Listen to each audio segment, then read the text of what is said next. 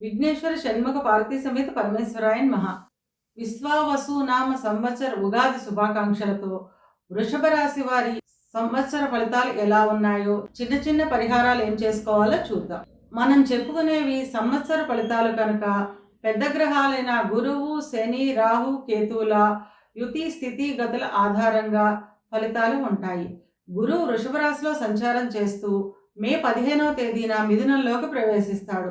శని మీనంలో సంచారం చేస్తున్నాడు. రాహు మీనంలో సంచారం చేస్తూ మే 18వ తేదీన కుంభంలోకి ప్రవేశిస్తాడు. కన్యలో సంచరిస్తున్న కేతువు 18వ తేదీన సింహంలోకి ప్రవేశిస్తాడు. ఈ గ్రహస్థితిని ఆధారంగా చేసుకుని వృషభ రాశి వారికి విశ్వావసునామ సంవత్సర ఫలాలు ఎలా ఉన్నాయో, చిన్న చిన్న పరిహారాలు ఏం చేసుకోవాలో చూద్దాం.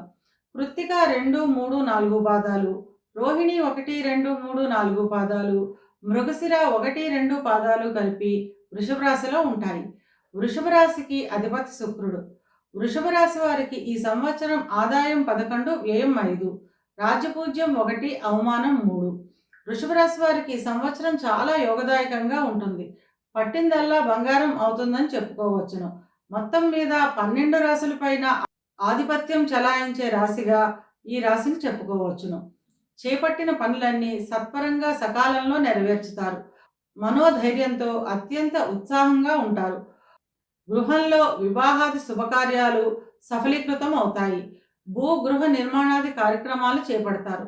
ఎప్పటి నుండో ఉన్న ఆర్థిక ఇబ్బందులన్నీ తగ్గి ధన ధాన్య అభివృద్ధి కలుగుతుంది.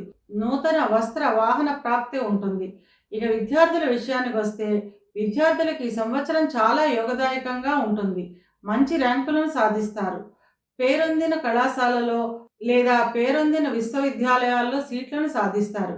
విదేశాలకు వెళ్లే విద్యార్థులకు ఈ సంవత్సరం అనుకూలంగా ఉంటుంది. ఉద్యోగ ప్రయత్నం చేసేవారికి ఈ సంవత్సరం అత్యంత అనుకూలమని చెప్పుకోవచ్చును. కోరుకున్న ఉద్యోగం లభిస్తుంది. ఉద్యోగం చేస్తున్న వారికి కార్యాలయాల్లో అత్యంత సౌకర్యంగా, ఆహ్లాదంగా ఉంటుంది. పై అధికారుల గుర్తింపు లభిస్తుంది. గౌరవ మర్యాదలు లభిస్తాయి. ఎప్పటి నుంచో ఆగిపోయిన పదోన్నతులు లభిస్తాయి. కోరుకున్న చోటికి బదిలీల కోసం ఎదురు చూసేవారికి కోరుకున్న చోటుకి బదిలీలు అవుతాయి. విదేశాలకు వెళ్ళాలి అనుకునే వారికి అవకాశాలు వస్తాయి. విదేశాల్లో ఉన్నవారికి అభివృద్ధి ఉంటుంది. ఇక వ్యాపారస్తుల విషయానికి వస్తే వ్యాపారం చాలా అనుకూలంగా ఉంటుంది. నూతన ప్రణాళికలు వేసి ప్రణాళికాబద్ధంగా వ్యాపారాన్ని విస్తరిస్తారు. కొత్త బ్రాంచీలను ప్రారంభిస్తారు. నూతన విధానాల్లో వ్యాపారాన్ని లాభాల బాటలో నడిపిస్తారు. గృహ నిర్మాణ ప్రయత్నం చేసేవారికి మే నెల తర్వాత అనుకూలంగా ఉంటుంది.